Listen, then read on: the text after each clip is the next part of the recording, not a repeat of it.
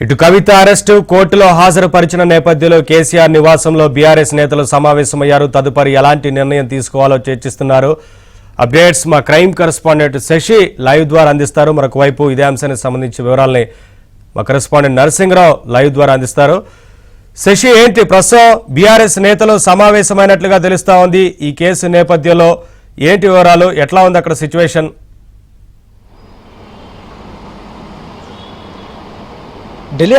ఢిల్లీ కోర్టులో ప్రస్తుతం ఇప్పటికే కవితను ఇప్పటికే ఈడీ అధికారులు హాజరుపరిచారు. ప్రస్తుతం విచారణ కొనసాగుతుంది. ప్రస్తుతం ఒక ఉత్కంఠ పరిస్థితులు కొనసాగుతున్నాయంటూ కూడా చెప్పుకోవచ్చు.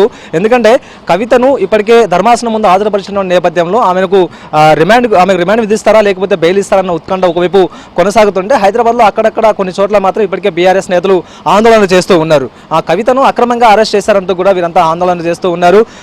సుప్రీంకోర్టు ఇప్పటికే స్పష్టమైనటువంటి గైడ్లైన్స్ ఉన్నాయి. ఆమెను అరెస్ట్ చేయొద్దు, వీలైతే కనుక నోటీస్ ఇచ్చి ఆమెను విచారించవచ్చు అంటూ కూడా ఇప్పటికే స్పష్టం చేసినటువంటి నేపథ్యంలో ఇటు ఈడీ అధికారులు దుందుడుగా వ్యవహరించారు, అక్రమంగా అరెస్ట్ చేశారంటూ కూడా బీఆర్ఎస్ నేతలు ఇప్పటికే ఆరోపణలు చేస్తూ ఉన్నారు. చెదురుమదురుగా ఇప్పటికే అక్కడక్కడ ఆందోళన చేస్తున్నటువంటి సందర్భం అయితే కనిపిస్తుంది. కొద్దిసేపటి క్రితం మనం బోరబండలో కూడా చూసాం. బోరబండలో ఎమ్మెల్యే మాగంటి గోపీనాథ్ ఆధ్వర్యంలో కూడాను ఎమ్మెల్యే కవిత అరెస్టుకు నిరసనగా వీరంతా కూడా ఆందోళన నిర్వహించినటువంటి సందర్భం అయితే కనిపిస్తుంది. సో మొత్తానికి ఢిల్లీలో ఏ విధమైన పరిణామాలు చోటు చేసుకోబోతాయి అన్న అంశాల తర్వాతనే నెక్స్ట్ స్టెప్ ఉండేటటువంటి అవకాశం అయితే స్పష్టంగా కనిపిస్తుంది. ప్రధానంగా ఇప్పుడు ప్రస్తుతం విచారణ అయితే కొనసాగుతోంది. ఇప్పటికే నాగ్పాల్ ధర్మాసనం ముందు ఎమ్మెల్సీ కవితను ఈడీ అధికారులు హాజరుపరిచారు. ఆమెను రిమాండ్ విధించాలంటూ కూడా ఈడీ అధికారులు కోరుతూ ఉన్నారు. అందుకు సంబంధించినటువంటి స్పష్టమైనటువంటి రిమాండ్ రిపోర్టును కూడా ఇప్పటికే సిద్ధం చేసినట్టుగా కూడా తెలుస్తుంది.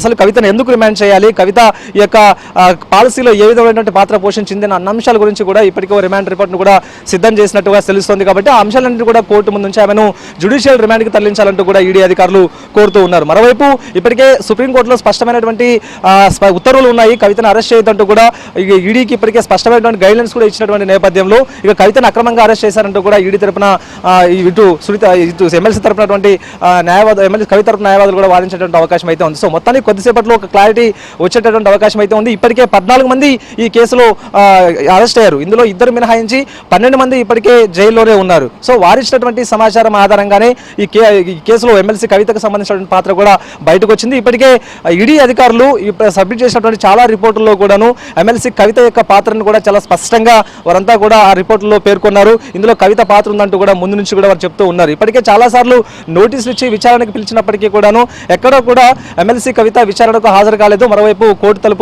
తలుపులు తడుతూనే ఉన్నారు. ఈ నేపథ్యంలో నిన్న ఒక్కసారిగా ఈడీ అధికారులను మధ్యాహ్నం కవిత నివాసానికి చేరుకుని ఆమెకు నోటీస్ ఇచ్చి ఎందుకు అరెస్ట్ చేస్తున్నామో కూడా స్పష్టం చేసి ఆమెను అదుపులోకి తీసుకున్నారు. సుమారుగా 100 కోట్ల వరకు కూడా ఇందులో అక్రమాలు జరిగాయంటూ కూడా ఈడీ భావిస్తుంది. కాబట్టి అందుకు అనుగుణంగానే మనీ లాండరింగ్ యాక్ట్ కింద ఆమెను అరెస్ట్ చేశామంటూ కూడా చెప్పారు. సో మొత్తానికి కాసేపట్లో క్లారిటీ వచ్చే అవకాశం అయితే కనిపిస్తుంది. ఆమెను రిమాండ్ చేయబోతారా లేకపోతే బెయిల్ పొందుతుందన్న అంశాల గురించి కూడా ఉపశమనం ఏమైనా లభిస్తుందన్న అంశాల గురించి కాసేపట్లో క్లారిటీ రాబోతుంది. అనంతరం బీఆర్ఎస్ నేతలు కూడా ఏ విధమైనటువంటి స్టెప్ తీసుకోవాలన్న అంశాల గురించి కూడా వారు కూడా కొలికి వచ్చే అవకాశం అయితే